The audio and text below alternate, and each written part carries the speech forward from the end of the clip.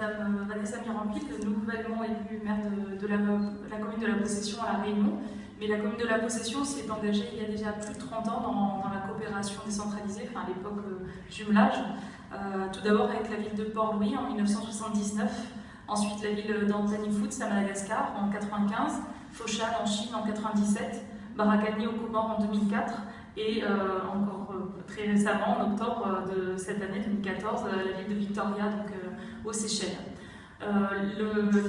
L'idée, c'est vraiment de faire valoir une image positive de la coopération décentralisée, parce que du point de vue de beaucoup de nos concitoyens, elle est encore vue comme une occasion pour les élus d'aller voyager aux frais de la princesse et pas forcément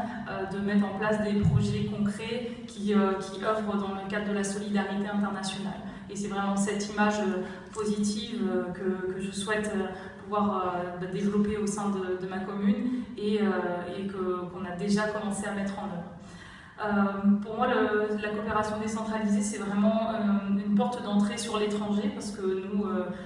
territoire d'outre-mer, nous sommes les mieux placés, parce que les plus proches de l'étranger, avec la possibilité d'avoir des connaissances et des échanges mutuels au niveau culturel, touristique, économique, avoir aussi de l'export d'expertise française, mais aussi tropicale,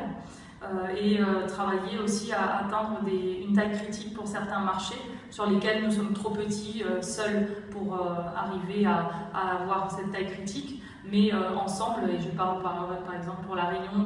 de l'échelle océan Indien avec Maurice, Madagascar, Mayotte, les Comores, les Seychelles.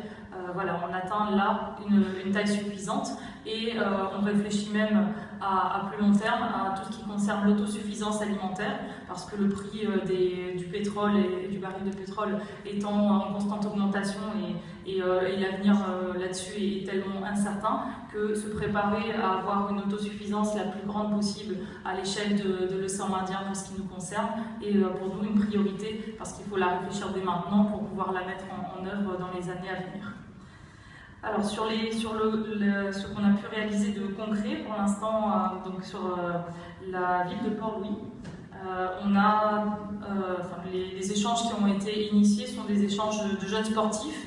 Donc la ville de Port-Louis nous a envoyé une délégation de 32 footballeurs